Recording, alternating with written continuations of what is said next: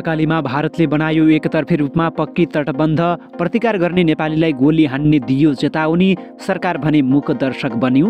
भारतले महाकालीमा दादागिरी देखाएपछि भीम रावल एक्सनमा उत्रिए, अनेरा सोभिउले पनि महाकालीमै पुगेर जनायो आपत्ति। 2 दिनभित्र किएभ कब्जा गर्ने पुटिनको चेतावनी, थप 1 लाख सेना रातारात युक्रेन प्रस्थान, जेलेन्स्कीले दिए यस्तो जवाफ। र देशघाती एमसिसी पास गरेको भन्दै हिमाल सुरक्षा परिषदले गर्यो विधिवत युद्धको घोषणा, देशलाई न्याय दिन हतियार उठाएको दाबी। नमस्कार, ग्रेटर नेपाल टिभीले तयार पारेको न्युज अपडेटबाट यहाँलाई हार्दिक स्वागत छ। अब न्युज अपडेट विस्तारमा।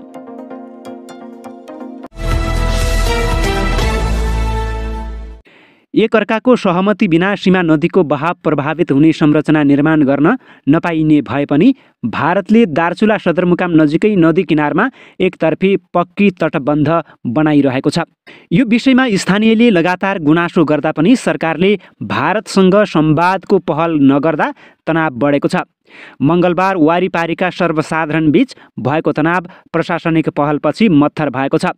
नेपाली पक्षलाई औपचारिक जानकारी नदिई भारतले दार्चुला सदरमुकाम पारी महाकाली किनारामा 5 किलोमिटर लामो तटबन्ध बनाइरहेको छ। 9 मिटर उचाइ र 7 मिटर चौडाइको यो संरचनाबारे दार्चुला प्रशासनले चासो राखे पनि भारतीय पक्षले जानकारी दिएको छैन। गत पुसबाट तटबन्ध निर्माण भइरहेको ठाउँ 2070मा बाढी आउनु अघि नेपालको सार्वजनिक जमिन थियो। त्यही स्थानमा जिल्ला वन र भू संरक्षण कार्यालयको भूभाग रहेको स्थानीयको भनाइरहेको छ। गत वर्ष गौरा बगर पारीपट्टि पनि भारतले बाँध निर्माण गरेको थियो। यो भूभाग पनि बाढी आउनु अघि महाकाली वारीको बगर रहेको थियो।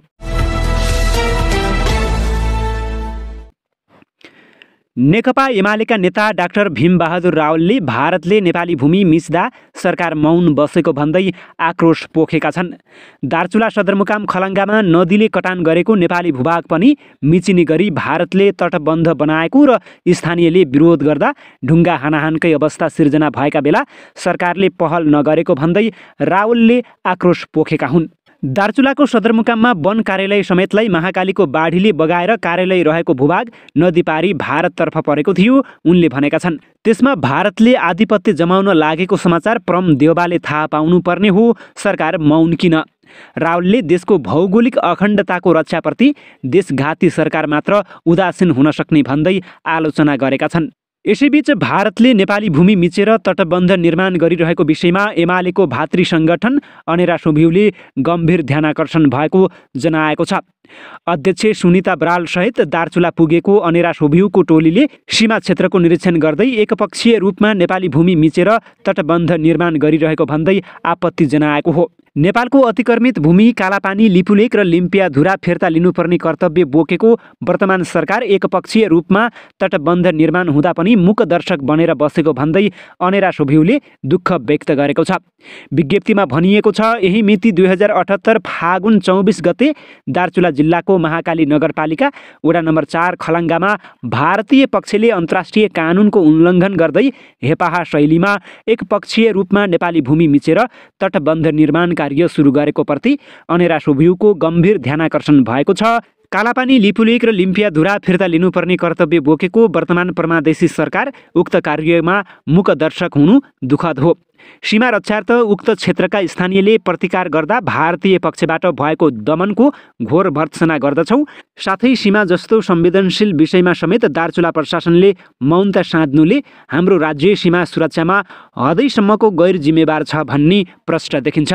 विज्ञप्तिमा अगाडि भनिएको छ, हामी तत्काल भारतीय पक्षसँग नेपालको भौगोलिक अखण्डता र सार्वभौम सत्तामाथि निरन्तर धावा बोलिरहने विस्तारवादी नीति बन्द गर्दै तत्काल सीमा अतिक्रमण र तटबन्ध निर्माण कार्य रोक्न र नेपाल सरकारलाई आवश्यक पहल कदमी लिन जोडदार माग गर्दछौँ, उक्त विज्ञप्तिमा भनिएको छ। रुसले युक्रेनसँग पुनः शान्ति वार्ता गर्न चाहेको दोहोऱ्याएको छ।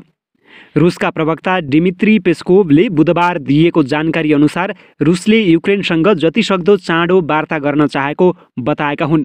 रुसले यसअघि भएका 3 चरणका वार्तालाई सकारात्मक रूपमा लिई त्यसलाई अगाडि बढाउनु पर्नेमा जोड दिएको छ।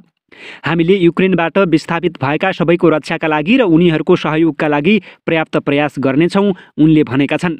अहिलेको समस्या समाधानका लागि अर्को चरणका प्रयासहरू गर्नुपर्ने देखिएको र त्यसका लागि युक्रेनको तर्फबाट पनि पहल हुनुपर्ने रुसी अधिकारीहरूको भनाइरहेको छ। प्रवक्ता पेस्कोभले रुसी विदेश मन्त्री सर्गेई लाभ्रोभ टर्की प्रस्थान गर्न लागेको पनि जानकारी दिएका छन्। त्यहाँ उनी कार्यक्रममा उनले युक्रेनका समकक्षीसँग भेटवार्ता गर्ने पनि अपेक्षा गरिएको छ।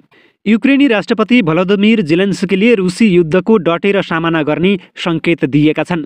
रुसले युक्रेनका विभिन्न शहरमा 13 दिनदेखि आक्रमण गरिरहेको छ। उक्त युद्धका कारण युक्रेन छाडेर भाग्नेहरूको सङ्ख्या 20 लाख नागिसकेको छ। त्यसमध्ये करिब 8 लाख बालबालिका रहेको सेभ द चिल्ड्रेनले बताएको छ।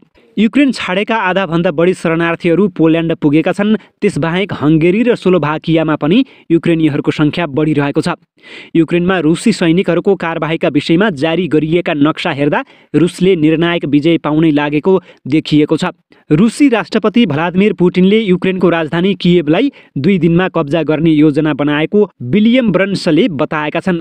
संसदीय सुनाइको क्रममा बोल्दै ब्रन्सनले अमेरिकी सांसदहरूलाई पुटिन आक्रोशित र हताश रहेको बताएका हुन्। तर रुसले आक्रमणको 13औं दिनसम्म पनि युक्रेनको राजधानी कियेभलाई नियन्त्रणमा लिन सकेको छैन। यद्यपि युक्रेनको राजधानी कियेभको उत्तर पूर्वी भागमा रुसी सेनाले 2वटा पकेट एरिया तयार पारेको छ। त्यस्ता 4वटा पकेट एरिया बनाउने रुसको योजना रहेको छ। यता पश्चिमबाट कियेभ जाने कम्तीमा 3वटा प्रमुख सडकहरूमा युक्रेनी पहुँचलाई रुसी सैनिकहरूले काटिसकेको छ। यसका साथै सुमी प्रान्तलाई रुसले लगभग घेराबन्दी गरिसकेको छ। लुहान्स्कलाई रुसले लगभग आफ्नो नियन्त्रणमा लिइसकेको छ। युक्रेनी सेनाको अधिकांश इकाइलाई रुसले बेकामे बनाउन सक्ने देखिन्छ। युक्रेनीहरू पश्चिमतर्फ भाग्न नसक्ने गरी घेराबन्दी भइरहेका छन्। यसैबीचमा रुस र युक्रेन बीच तेस्रो पटक वार्ता भएको छ। तर रुस र युक्रेन बीच शान्ति वार्ता चुनौतीपूर्ण देखिएको छ। अहिलेसम्म भएका वार्तामा कुनै सहमति हुन सकेको छैन। यसैबीच युक्रेनका राष्ट्रपति जेलेन्स्कीले रुसी आक्रमणको डटेर सामना गर्ने बताएका छन्। उनले रुसी सैनिकहरूलाई युक्रेनको भूभाग छाडेर नगए महँगो मूल्य चुकाउनु पर्ने चेतावनी दिएका छन्। बुधबार पनि उनले उक्त चेतावनीलाई दोहोऱ्याएका छन्। उनले रुसी सैनिकहरूलाई भनेका छन्, तिमीहरूसँग अझै बाँच्ने मौका छ। हुन त महत्त्वपूर्ण सहरहरूमा प्रतिरक्षालाई जोड दिने युक्रेनको रक्षात्मक रणनीति रहेको छ। त्यसो गर्दा रुसी सेनाको आक्रमणलाई रोक्न सकिन्छ भन्ने विश्वास राष्ट्रपति जेलेन्स्कीमा देखिएको छ।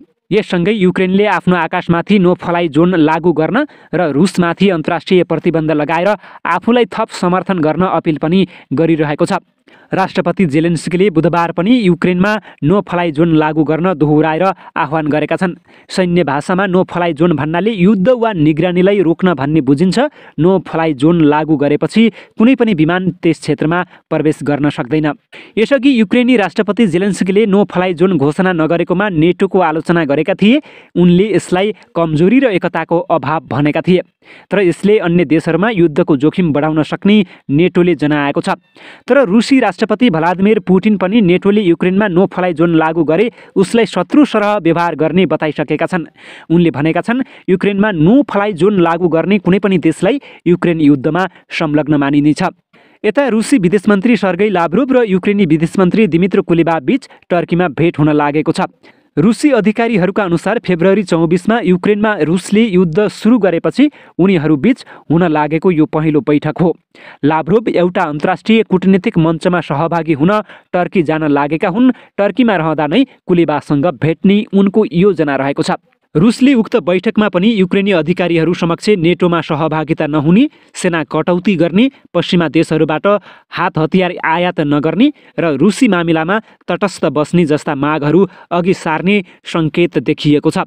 तर युक्रेनी राष्ट्रपति जेलेन्स्कीले रुसी सैनिकलाई दिएको चेतावनीले भने युक्रेन रुसको मागहरू मान्न तयार नरहेको देखिन्छ। यसले दुई देशबीच जारी रहेको युद्ध तत्कालै नरोकिने सङ्केत देखिएको छ। हिमाल सुरक्षा परिषद नेपालले सशस्त्र युद्धको घोषणा गरेको जानकारी दिएको छ। भूमिगत शैलीमा आतंक सिर्जना गरिरहेको सो समूहले एक विज्ञप्ति जारी गर्दै सशस्त्र युद्धको घोषणा गरेको जनाएको छ। उक्त समूहले विज्ञप्ति मार्फत एमसीसी सम्झौता अनुमोदनको विरोध गर्दै संवैधानिक राजतन्त्र, बहुदलीय प्रजातन्त्र सहित 2047 सालको संविधान लागू गर्न पनि माग गरेको छ। यसअघि प्रहरीले झापामा हिमाल सुरक्षा परिषद नेपालका गौराहद 2 का 38 वर्षीय सुनकुमार कार्की, कन्काई 3 का 41 वर्षीय भीष्म थापा, दमक 9 की 50 वर्षीय देवी बास्कोटा गुरागाई, कन्काई 3 का 58 वर्षीय कुमार भन्ने एम दत्त सिटौला, शिव शताक्षी 1 का 32 वर्षीय सरुण लिम्बू भनिने दिलकुमार सामेखाम, शङ्खुबासभा खाँदबारी 10 घर भई मोरङ सुन्दर हरैचा बस्ने 29 वर्षीय मनोमोहन दाहाल, गौरीगञ्ज 3 का 32 वर्षीय आनन्द भनिने अनन्त प्रसाद गिरी, गौरादह 5 का 33 वर्षीय प्रदीप थापा, गौरीगञ्ज 3 का 45 वर्षीय विजय कुमार दास हलुवालाई पक्राउ गरेर सार्वजनिक गरिसकेको छ। उक्त समूहले एमसिसीले देश विभाजित गर्न लागेकाले सशस्त्र युद्धमा होमिनु परेको जानकारी दिएको छ।